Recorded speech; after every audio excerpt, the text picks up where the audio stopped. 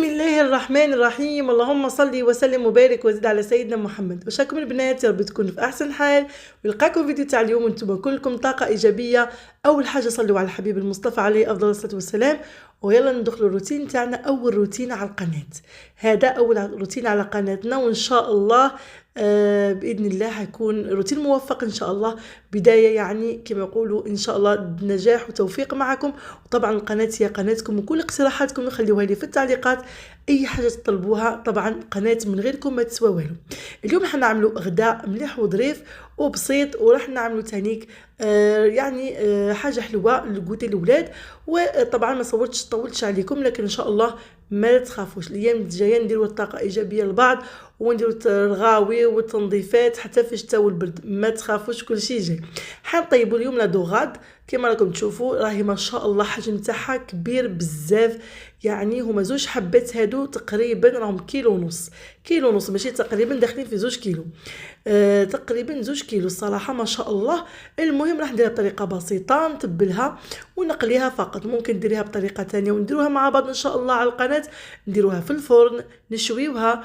الصراحه يعني لا دوغات هذه من السمك المحبب بزاف لينا، ويعني هو يعتبر سعره يعني معقول. يعني سمعت انه راهو دوك في الجزائر حوالي 130 في الكيلو. ماشي لازم تجيبي كميه كبيره كيما تشوفوا، هذا حجم كبير، 2 حبايات ياكل 4 افراد. هنا درت العجين تاع البيتزا. البنات ما صورتوش معكم لاني منزل لكم لي ميني بيتزا في القناه، وان شاء الله كتبان لكم ثاني في المقادير في صندوق الوصف. وان شاء الله لينا فرص كثيره نديروها مع بعض. اذا حبيتوا اكتبوا لي في التعليقات، نزيد نعاود نديرها معكم قريبا. طبعا العجينه هي نفسها ميني بيتزا او بيتزا، لانها عجينه ناجحه ما شاء الله وما نحبش نبدلها. كما تشوفوا خليناها خمرت ومن بعد نزلناها للخمور كيما هكذا. المهم نوجدوها. انا ولادي من يعني يحبوا البيتزا بزاف، وحنا نديروا البيتزا بزاف. المهم كيما راكم تشوفوا هكا وجدتها. واليوم راح نديرو، بما ان رانا في البرد، واش نقول لكم رانا في برد. البارح كان شويه ثلج نزل عندنا. درت لهم الشربات تاع كيفاش تعيطوا لها، تاع القرعه هذيك الحمراء تاع لا سيتروي. درتها قطعت لا سيتروي و2 حبات بطاطا، ويعني كانت لا سيتروي كبيره تاعي او القرعه هذيك درتها نص فقط، وخليتهم سلقتهم كيما هكذا مع شويه زيت زيتون وشويه ثوم فقط وملح، وحطيت رشه من الفلفل الاسود فقط. وهذه السوب تاعنا تاع اليوم مع البيتزا في الجو البارد هذا واش ينفع. درنا هذه الخلطه اللي راح نديروها دركا للسمك. عفوا هذه ماشي خلطه تاع السمك، هذه الخلطه تاع البيتزا. بما ان راني ندير بيتزا اكسبريس، شوفوا الوقت داهمني ما وجدتش لا صوص. انا حطيت كاتشوب شويه باربيكيو كانوا عندي لي صوص، وزدت لهم ملعقه صغيره من الطماطم المركزه وشويه زيت وشويه ثوم باودر يعني، وزيت زيتون وخلاص. هذه هي كي تكون ما عندكش الوقت شوفي تدبريها وخلاص. المهم كيما جات وتجي بنينه. ديك الحاجه ديريها بسرعه وما ديرلهاش حساب، تجي بنينه. وهنا كان عندي 2 علبات تاع الطون. المهم درتها بيتزا بالطون، بما اني راح ندير الحوت قلت نديرها بالطون، ما كانش عندي صراحه اللحم مفروم، قلت نديرها بالطون. جات بنينه تهبل. وفي اللحم هذا ميكس تاع الموزاريلا وشويه ليمونتال. عفوا البنات، اللي مازالت ما درتليش اللايك تعملي اللايك او الجيم، واللي مازالت ما اشتركتش في القناه شرف ليا انك تندمجي الى قناتنا وتكبري عيلتنا اللي هي ان شاء الله كبيره بكم وليكم ان شاء الله. شوفوا البيتزا جات فارغه من الداخل، هايله البنات الصراحه. طريقتي يعني ما عندي ما نقول لكم، جربوها وعلى ضمانتي ان شاء الله تدعيوا لي. وعندكم ميني بيتزا فيها في صندوق الوصف المقادير، ان شاء الله ما ننساش نزيد نخليها لكم اليوم في صندوق الوصف، ونعاودوا نديروها مع بعض ان شاء الله قريبا اذا حبيتوا. المهم هذيك لا دوغات تاعنا تبلناها. واش درنا شويه زنجبيل، فلفل اسود، ثوم باودر، بابريكا، شويه كزبر مرحي، وراس حانوت او كركم اللي عندك. المهم وتخلطي الثوم، اهم حاجه الثوم درتها في باودر، درتها حب، وتخلطي كل شيء بشويه عصره ليمونه، وزدت لها شويه من زيت الزيتون. جات لا دوغات الطعم تاعها هايله. بيتزا كيما راكم تشوفوا تتحدث عن نفسها ما شاء الله، راهي طريه ومقرمشه ومرقه. يعني صدقوني احسن بزاف ملي تشريها من الشارع. جربيها وان شاء الله عاودي ولادك ياكلوا حاجه في البيت.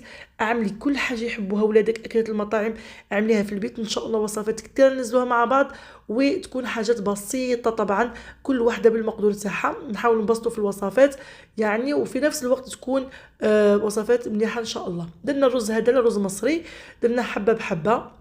عفوا الرز بالشعريه، نحمر الشعريه او لا فيغميسيل شويه زيت او شويه زبده، ومن بعد ننزل بالروز ونخليه يعني نحط الماء المقدار المناسب، وان شاء الله اذا حبيتوا نزيد نخليكم الطريقه.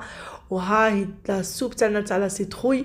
واش نقول لكم، بما ان رانا وقت لا سيتروي قلنا نديروهاش، الصراحه كانت بنينه وهايله في هذا البرد هذا. واش ينفع طرف بيتزا وشويه سحوت، فضل ونعمه من عند ربي. ممكن ديري غير بيتزا مع هاد لا سيتروي، اي شوربه حاولي في البرد هذا دخلي اي شوربه خضار لولادك، الصراحه راح يحبوها.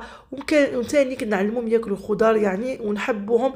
مثلا نديري كيما هكذا بيتزا حداها وخبز كسيره، اي حاجه المهم اكومباني معها باش يعني الولاد ياكلوها. هذا تقدر تكون ديريها عشاء بيتزا وشويه د لا سوب فقط. وكما تشوفوا حنا هذه السفره تاعنا تاع اليوم، ان شاء الله تكونوا استفدتوا من افكار من هذا الفيديو روتيني البسيط، لانه اول روتين ما حبيتش نطول عليكم وما حبيتش نكثر فيه حوايج بزاف باش ما تملوش. وكتبوا لي واش اكثر حاجه تحبوها في التعليقات. وهنا طبعا ماشي غير الكوزينه، كاين شغل البيت. هنا ما صورتش كل شيء لكن خليت لكم مقتطفات.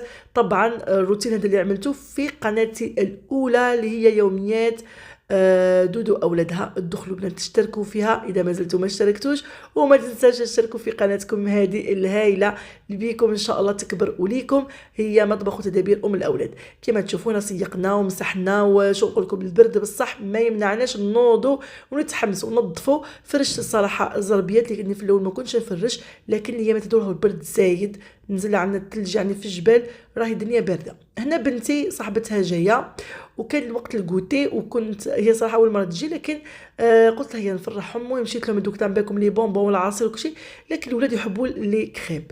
لي كريب هنا حوالي درت لتر تاع حليب، نحط له 2 مغارف تاع سكر، وحوالي كيما نقولوا 2 مغارف كبار تاع زبده ندوبهم ونخليهم يبردوا، حوالي 50 غرام تاع زبده. المهم هنا حطيت ثاني حوالي مغرف صغيره تاع الفانيليا، ورشه تاع الملح. طبعا في اي حاجه لازم تكون موجوده وتهديه وتخلي الحاجه معك ليها فرق يعني في الطعم. هنا كانت عندي حوالي 2 مغارف تاع كريم فريش.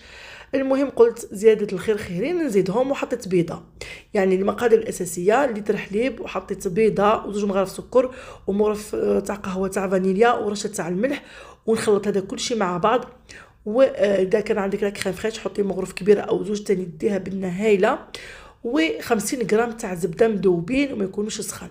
المهم نخلط هذا كل شيء مع بعض، ومن بعد ما بقى لنا غير الدقيق نخليه. انا الصراحه كنت مزروبه ما نخلطوش يعني الصراحه ما شاء الله. نخلطوا الزبده تاني وننزلوا بالدقيق تاعنا والفارينه. كاين اخواتنا في الدول العربيه تاني يقولوا له الدقيق، وحنا نقولوا الفارينه في الجزائر. المهم دوك نزيدوا الدقيق تاعنا او الفارينه، ونوريكم دوك القوام الاساسي لازم توصلي ليه في الكريب وتعمليها وتخليه يريح. طبعا الكريب ما نحطولوش البيكينغ باودر، ما نحطولو لا خميره ولا اي شيء، باش يكون كريب اصلي. يعني الطريقه هذه وصفه ناجحه، وصفه الاصليه تاع الكريب. ان شاء الله تجربوها وتعجبكم بزاف وتعجب وليداتكم. تقدميها بالنوتيلا، تقدميها بالمربى اللي موجود، ممكن غير بشويه سكر، ممكن بالعسل، كل واحد واش يحب ياكل. المهم راهي تسلكك. مثلا ضيف جاك على غفله ولا ديك خرجوا الكوتيه عندكش فكره، شوفي بيضه واحده ممكن تستغني على البيض، صراحه ممكن تستغني. انا كان اوقات ندير بلا بيض، يعني ديريها اقتصاديه وتجي بنينه. وكاين تانيك طريقه، شوفوا القوام، هذا هو القوام اللي حبيتكم توصلوا ليه. ممكن ديريها حتى ما عندكش الحليب، ديريها غير الماء، والله صدقوني تجي بنينه تانيك، يعني تجيك اقتصاديه. لكن الصراحه كيكون لا حليب او اللبن كما يقولوا الدول العربيه الثانيه يكون احسن واحسن. كما تشوفوا ما شاء الله. طبعا الكميه راهم كلاو منها، خطفوا منها الاولاد بصحتهم. وهنا ما لحقت غير على هذو الكعيبات اللي بقاو نصور لكم. طبعا هما كلاو بصحتهم، الف هنا عليك اللي كلاو. وهذه هي لي كريب تاعنا، صراحه كانت مليحه. حبيت ندير حجم الوسط لان الاولاد احيانا كيكون لي كريب كبار بزاف يعني ما ياكلوش يذوقوا منها. انا حبيت كل واحد يهز لي كريب يكمل. كلاو وعاودوا بصحتهم، وان شاء الله تجربوا طريقتي وتعجبكم في لي كريب. وهذا وصلنا لنهايه الروتين تاعنا تاع اليوم. يا رب يكون خفيف ظريف، استفدتوا ولو بالوصفه ولو بفكره. خليوا لي افكاركم وتدابيركم في التعليقات، انا تانيك نستفد منها. ما تنسونيش في الجيم البنات، ما يكلفكم والو، فقط الجيم يرفع الفيديو ويخلي القناه تكبر بكم وليكم. وقدمنا هادو لي كاب كيك، شوفوا كواليس التصوير. قلت المقطع هذا نخليه لكم. لي كاب كيك هادو وجدتهم تاني صاحبه بنتي، ودرت لهم لي شامالو ولي شيبس ولي بونبون. هي تاني جابت معها لي بونبون. طبعا ماشي كل يوم فرحة فقط. ونخليكم في رعاية الله وحفظه، وإن شاء الله الفيديو تاعنا عجبكم اليوم، والسلام عليكم ورحمة الله وبركاته.